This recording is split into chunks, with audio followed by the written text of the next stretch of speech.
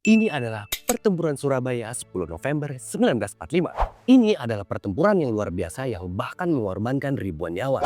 Dan bahkan faktanya kita itu kalah loh di pertempuran ini. Kalah bang, yang bener.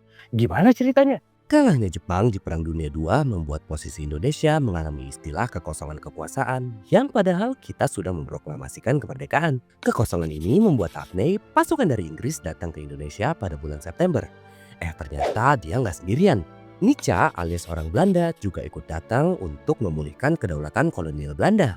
Dan disinilah semuanya bermulai. Pertempuran ini diawali insiden Hotel Yamato di saat Mr. Krugman mengibarkan bendera Belanda yang membuat area-area Surabaya marah dan memanjat puncak gedung hotel untuk merobek bagian biru dari bendera Belanda menjadi merah putih. Lalu pada bulan Oktober, Brigjen AWS Malabi datang dari Inggris dengan membawa 6.000 tentara. Tak lama setelah kedatangannya, muncullah pamflet yang berisi ultimatum untuk menuntut rakyat Indonesia agar menyerahkan senjata dan diancam ditembak di tempat jika melawan. Hal ini membuat 20.000 tentara keamanan rakyat atau TKR memukul balik Inggris. Situasi tersebut membuat Panglima tertinggi sekutu di Asia Tenggara, Lord Louis Mountbatten, menghubungi Presiden Soekarno. Soekarno bersama Muhammad Hatta dan Amir Syarifuddin segera terbang ke Surabaya untuk menengahi gencatan senjata. Pada 30 Oktober 1945, di saat AWS Malabi melakukan konvoi untuk mengabarkan gencatan senjata, tiba-tiba terjadi baku tembak yang membuat dia tewas. Kematiannya ini banyak kontroversinya loh guys. Ada yang bilang ia tewas ditembak pejuang Indonesia, ada juga yang bilang kalau anak buahnya sendiri yang melemparkan granat dan meledakkan dirinya di dalam mobil. Pada 9 November 1945, Mayor Jenderal Eric Carden Robert Mansart mengeluarkan ultimatum yang menuntut semua orang di Surabaya untuk menyerah tanpa syarat. Dikira takut, ternyata rakyat kita nggak geter guys. Ultimatum ini dianggap penghinaan terhadap kedaulatan sebuah bangsa yang sudah merdeka. Tepat pukul 6 pagi pada 10 November 1945, saat batas waktu ultimatum berakhir, neraka pun pecah di Surabaya. Kapal perang, tank, meriam menghujani kota Surabaya selama 3 minggu.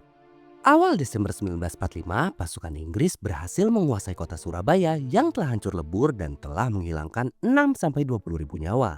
Merdeka atau mati, kata Bung Tomo, orator pembakar semangat rakyat Surabaya. Dan ya, berkat pidatonya akhirnya banyak pejuang yang bersatu untuk melawan Inggris. Melihat adanya persatuan kokoh lintas suku, agama, dan ideologi yang rela berkorban nyawa demi melawan penjajah, Presiden Soekarno terdorong untuk mengabadikan semangat tersebut. Maka pada 16 Desember 1959 melalui Kepres nomor 306, beliau menetapkan 10 November sebagai Hari Pahlawan. Selamat Hari Pahlawan 10 November 2025.